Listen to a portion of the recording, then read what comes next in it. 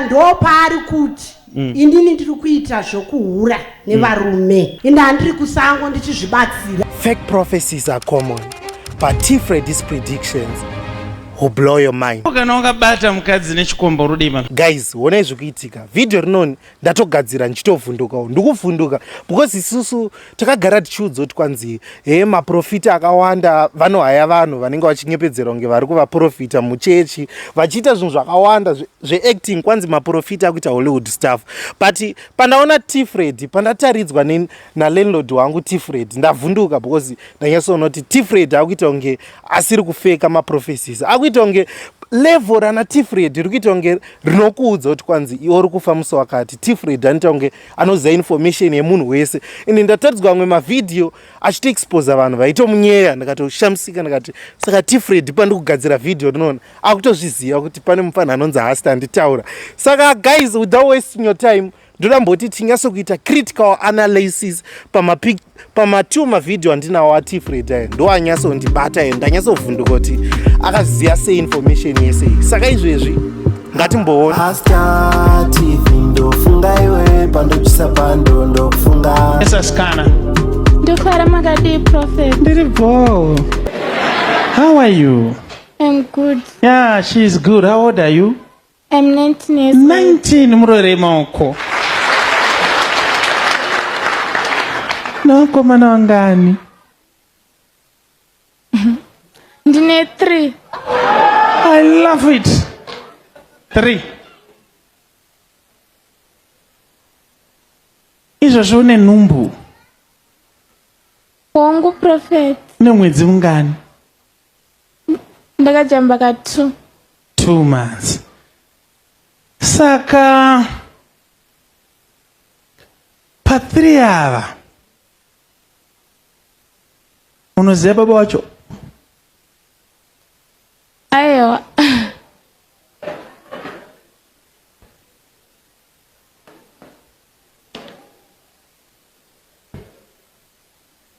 Ungade here kuti ndikuudze kuti Patricia ava baba wacho ndiani? Wangu prophet ndo zvandanyanya kufambira. I love it.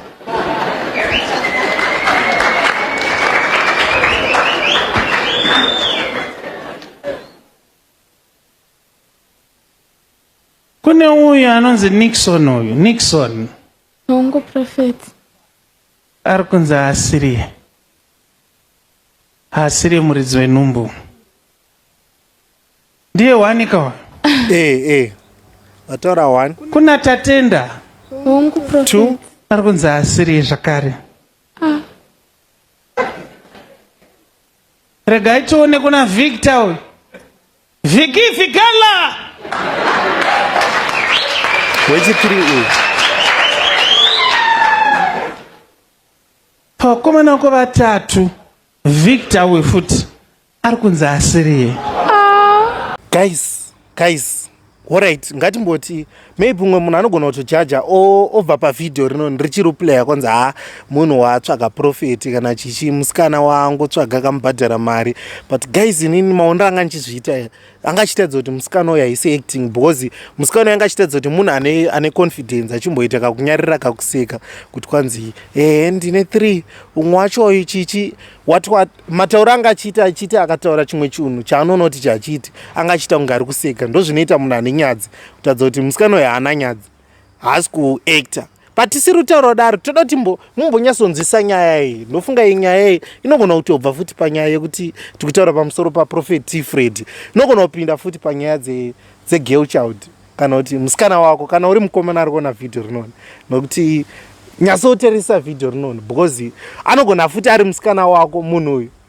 Kana nchiti musikana wako handisi kuroti uyu ari pavideo, ndikureva kuti musikana wako anogona atoriwo futi nesame issue achitokuverenga pavakomana 3 vamwe. Saka izvozvi ngatimboona kuti nyaya yakazoenda kupi. Kwanzi vese havasi. Vese havasi, hapana baba. Pakomana uko vatatu Victor uyu futi ari kunzi Asiri.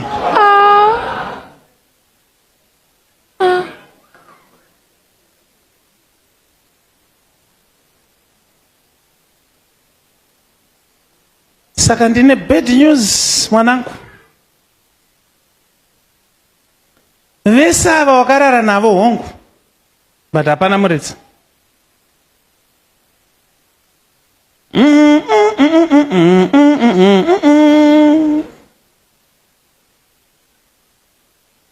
Muridzi wenhumbu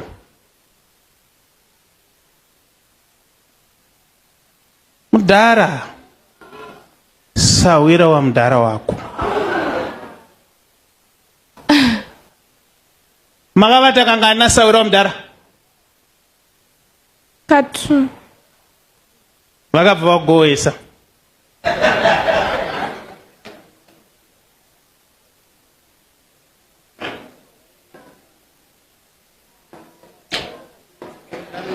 Ndiri kunzwa kuda kutomoka boys rangu. Can I go a little bit deeper?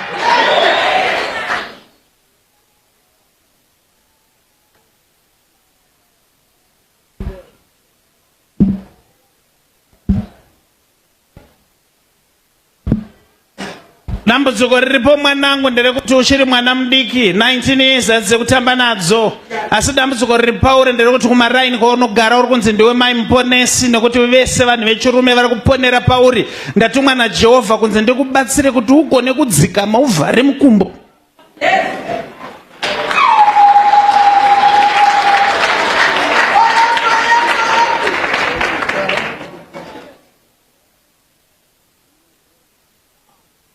Tatuka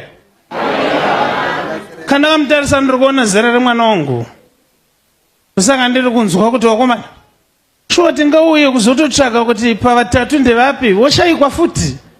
Totoona kuti mudhara wasawire, usawira wamudhara ndiye ari kukwana kwani. Mama ndinofara prophet makadi munofarira zvipo. Manyesozviona guys, manyesozviona hatingati apa pa T Freddy alright, kana pane kuda kuno video rinonda kuita kunge ndikuya ndiri biased because ndikuita kunge ndine side nechekare.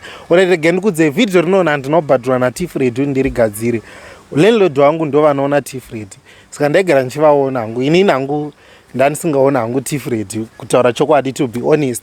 But maclips aya atondivhundutsa, ndakati hapana T Freddy, hapana paanga haya musikana uyu. Asi kana pane umwe ari kufunga kuti pamwe T Freddy akava haya musikana uyu kuti auye kuzotaura zvese zvaakutaura izvozvo, musikana achikanganisa reputation yake for the sake of money, nokuti anenge achikanganisa future kapa, achitaura kuti nokuti musikana uyu ane hama futi dziri muchechi umu, dzomuona futi achitaura nyaya dzakadai so. Saka aya atori mahwana akatanga. Aiwa, nyaya iyi yanga yakapenga because musikana uyu anga achitotedza kuti atori nevakomana 3 and pakati pevakomana ava hapana futi muridzi wemwana, noti yakutadza kuti ane mimba. Ende futi zvazoshamisa ati kwanzi shamwari yamudhara ndo muridzi wevana. Menoti nyaya iyi vachaishandisa sei? Shamwari yemudhara kuti achiita mukwashe here agobvisa lobola, kana kuti ameno ndoda kutozoti vagoita follow up yekuti nyaya yafamba sei. Ndingatofara because nyaya iyi I'm super interested in it. Saka izvezvi ngatimboona imwe yevamwe kwanzi zvipoko muchechi. ndinofara prophet makadi. Munofarira zvipoko here? Kwete prophet. Kwete handizvifariri. Hamusati mamboona chipoko? Kwete handisati ndambochiona. Aizviva? Chokwadi ndinotozvitya. Hanzi vanotya zvipoko, varwere maoko. Ndiri kunzwa kuda kutomoka boys rangu. Mbijana. Mama prophet, chii chaita kuti muuye panapa nasi? chandiunza panapa ndechekuti ndakashaya mari yana ndakaisa muhandbag. You want to say $90? $90. Ndoba yango disappear. Ndakangoishaya, ndina kunzwisisa kuti yakafamba sei. Arwere maoko.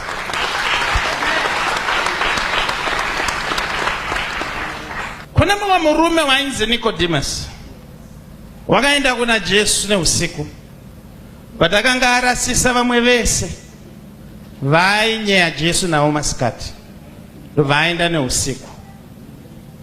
Rekai ndimbotaura nechipoko chiri panapa. Now mama prophet, is it true kuti pane murume akashaika neaccident? murume wangu akashaya neaccident, ndobva achikoka musana. Aibva kunoviga mai vake, Ndobafa. ndobva aita 3 months achikoka musana, ndobva atoshaya. Okay. Musi wamakatizira murume wenyu pane zvishamiso zvakaitika paupenyu wenyu. Ya ichokwadi ndakamuka ndakagerwa musoro apa pakati pemusoro nanhasi hapameri bvudzi. Hapamberi bvudzi. Bvudzi racho takatotarisa magumbezi ndakarishaya ndo pandakabva ndatanga kubuda mututu ipapa ndakangogerwa. But pane maki yandiri kuona pazamu rekuleft. Prophet vakutoona mukati. Pazamu apo ndakangoona pakangorumwa patori nemaki. Okay. Maki yacho inotooneka. Now inzwai nyaya iri pana pamama chaita kuti ndikuprofite kudai. Inyaya yekuti imimi muri tsotsi.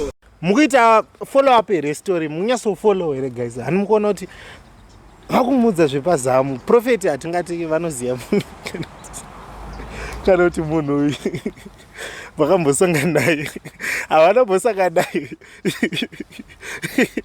but vakutoona zviri mukati mese vakutoziva ndozvande kuti munhu uyu aiwa apa ngatimbonza apa ndo panonakidza. Now ndiri kukuonai mumastreets. Yes. Facebook munofamba muchikomenda muchituka machechi. Pandakapwanyirwa imba makakomenda kuti Prophet ndokumbirawo mundiregererewo ipapo ndakaereka nawo ndangotaura usina kunaka ndakangotiwo ko ivo Prophet munhu waMwari vakatadza nei kuoneswa kuti vachapasirwa imba ndiregererewo ipapo munhu waMwari. patikahezvo mauya mashaya 90 mari sei mauya kumunhu akapwanyirwa. Ndotokumbirawo kubatsirwa Prophet ipapo. Hakana nematukira munotiita kufacebook muri zvimagosti panapa tiri kuita inonzi operation exposing magosti ese. Saka ndoda kuti mundiudze imimi vari kuona vhidhiyo rinoni kuti munofunga kuti T Freddy anohaya vanhu hairava kana kuti munhu anotionawo zvechokwadi hanomazviona. Saka guys, thank you for watching Hasta TV. Ndokumbira kuti musubscribe panapa Hasta TV. This is the best channel on YouTube. Saka makarega kusubscribe mucharuzirira zvimwe zvinyaya zvanenge ndichikutsvagira. Izvezvi apa mbundoona ndakanyarara ndikukutsvagirai zvinyaya. Saka Hasta TV inofara pamunojusa bando muchiona. That's pretty much it. Hasta TV ndofunga iwe pandojusa bando ndokufunga.